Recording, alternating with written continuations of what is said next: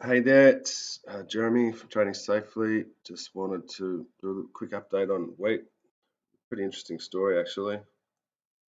Uh, so if we start with range deviation pivots, we closed last year above the lower pivot, so we're basically neutral. We certainly have avoided a bearish bias, but we're neutral because we're between the two annual pivots.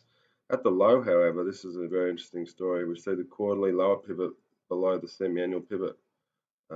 That's much higher time frame oversold. In fact, the lower semi-annual pivot is even below the annual pivot. So basically, that's telling me that you've got the quarterly, semi, and year all majorly oversold. Down here, also, finally, you even had the monthly pivot below the quarterly pivot. So that's the trifecta, guys. Semi below yearly, quarter below semi, monthly below quarterly. Doesn't get much more oversold than that, frankly, from what I've seen. To boot, you've had a weekly buy signal down here in green and daily buy signals.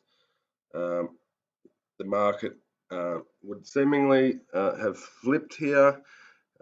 If to get a higher time frame confirmation, now you'd really be looking at, at the end of the quarter, you'd want to be above this 44, 47 level to confirm that this market has in fact turned over.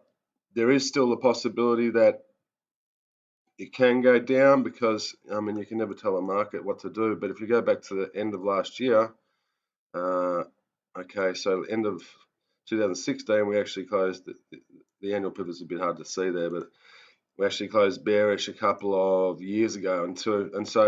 Until we close the year on a bullish footing above here, you can't rule out the market continuing to go down. So pretty critical for wheat to close above 44, 47 at the end of the quarter to reverse this, or to provide some information or some evidence that on a long-term basis wheat is flicking around.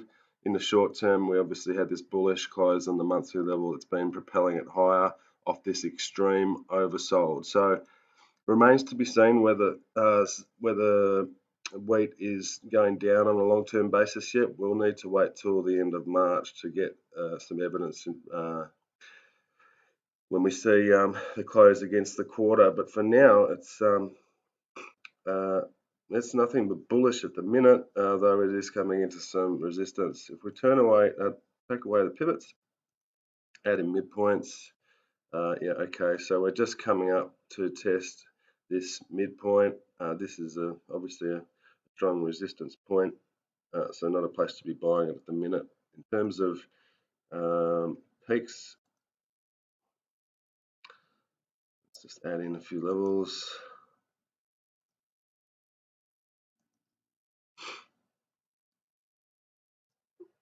Okay, so there's some decent resistance levels up here. So all of that's telling me that wheat is one to watch come the 31st of March, and we'll definitely be reviewing that one at that point in time. So I hope that helps, guys.